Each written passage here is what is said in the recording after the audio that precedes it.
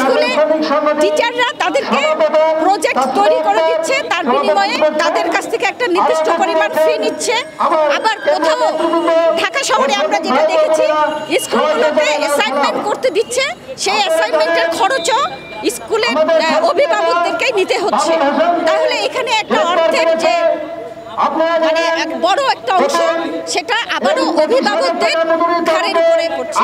এই লেখাপড়ায় সে হয়তো কোনো হোটেলের ওয়েট্রেস হইতে পারবে, কিন্তু সে রুকসানার মতন পাইলট হইতে পারবে না, তার বড় একটা ডাক্তার হইতে পারবে না। তার বড় একটা ডাক্তার করার জন্য তার যে ধরনের জ্ঞান দরকার, এখন যে বেসটা তৈরি করা দরকার, সেই বেসটা এই কারিকুলামের মধ্যে নাই।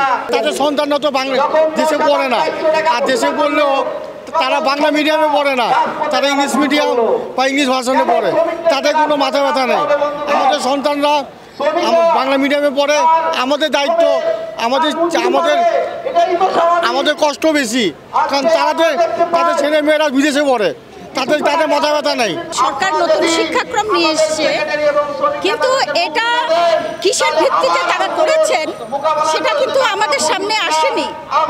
অভিভাবকরা কিংবা ছাত্রদের কাছ থেকে তারা যে মতামত, কিংবা আমাদের দেশে যারা শিক্ষাবিদ বিশেষজ্ঞ আছেন তাদের কাছ থেকে কিন্তু আমরা কোনো ধরনের মতামত নিতে দেখিনি। তারা বলছেন ঠিক আছে, আমাদের ছেলেমেয়েরা স্মার্ট বাংলাদেশের সাথে তাল মিলিয়ে তারা চলবে। স্মার্ট বাংলাদেশের সাথে তাল মিলিয়ে চলতে হলে একজন স্টুডেন্টের পেছনে একজন শিক্ষকের যেই পরিমাণ মনোযোগ দিতে হয়, তার জন্য যে সময় লাগে, তার জন্য যে ক্লাসরুম লাগে, তার জন্য যে শিক্ষক লাগে, সেই ব্যবস্থাগুলো না করে নতুন কারিকুলাম দেয়া হচ্ছে। মানে অতীতেও যেমন বলা হয়েছিল, এর আগে আপনারা দেখেছেন এমসিকিউ যখন করা হয়েছে তখনও বলা হয়েছে যে আমাদের ছেলে মেয়েদেরকে গাইড বই থেকে বিমুখ করার জন্য, কোচিং বিমুখ করার জন্য এই কারিকুলাম। কিন্তু আমরা দেখেছি গাইড বই বেড়েছে, কোচিং বেড়েছে। তাহলে এইবারেও তারও মানে সেই প্রতিফলনই আমরা আসলে মূলত দেখতে পাবো, কারণ ইতিমধ্যেই দেশের বিভিন্ন জেলা থেকে বিভিন্ন ধরনের সংবাদ আমাদের কাছে আসছে। সেখানে কোনো স্কুলে টিচাররা তাদেরকে প্রজেক্ট তৈরি করে দিচ্ছে, তার বিনিময়ে তাদের কাছ থেকে একটা নির্দিষ্ট পরিমাণ ফি নিচ্ছে।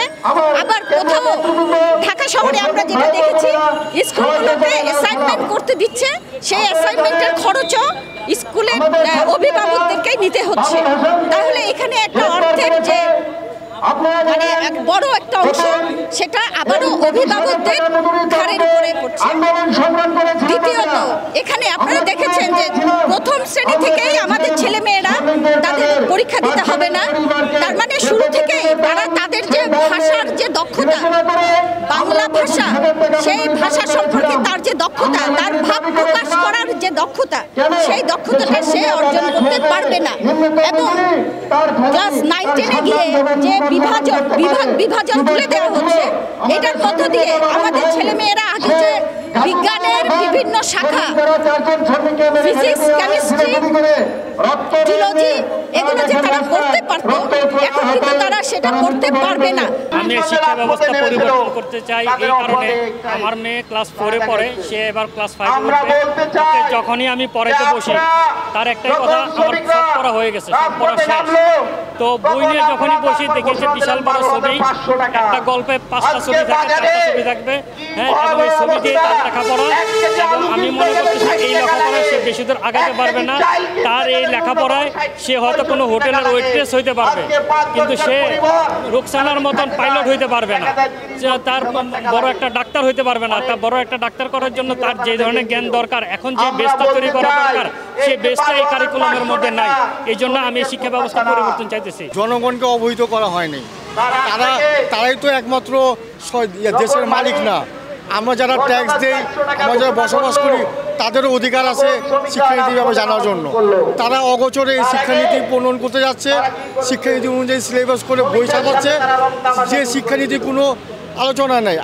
আমার বক্তব্য হলো, লাইভ শোতে, টিকটক শোতে যারা শিক্ষানীতি প্রণয়ন করেছেন, অভিভাবক আছেন, শিক্ষাবিদ, তথাকথিত শিক্ষাবিদ নয়, যারা প্রকৃত শিক্ষাবিদ, তাদের নিয়ে আমার ডিবেটে আসুক।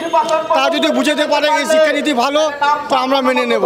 আমরা অভিভাবক, তাদের সন্তানরা তো বাংলা দেশে পড়ে না, আর দেশে পড়লেও তারা বাংলা মিডিয়ামে পড়ে না, তারা ইংলিশ মিডিয়াম বা ইংলিশ ভার্সনে পড়ে, তাদের কোনো মাথা ব্যথা নেই। আমাদের সন্তানরা বাংলা মিডিয়ামে পড়ে, আমাদের দায়িত্ব, আমাদের কষ্ট বেশি, কারণ তাদের ছেলে মেয়েরা বিদেশে পড়ে, তাদের মাথা ব্যথা নেই। আমার কথা হলো শিক্ষানীতি ভালো থাকে, বাংলাদেশের প্রাইভেট চ্যানেলে ওরা আসুক, ওরা বক্তব্য দেবে, এই শিক্ষানীতি থাকবে, অভিভাবক থাকবে, শিক্ষক থাকবে, তা যদি প্রমাণ করতে পারে না শিক্ষানীতিটা ভালো, তা আমরা মেনে নেব। তারা তো সরাসরি কোনো প্রোগ্রামে আসতেছে না, তারা শুধু গোপনে কাজ করে যাচ্ছে। সত্য, বস্তুনিষ্ঠ ও নিরপেক্ষ দৈনিক জনবাণী।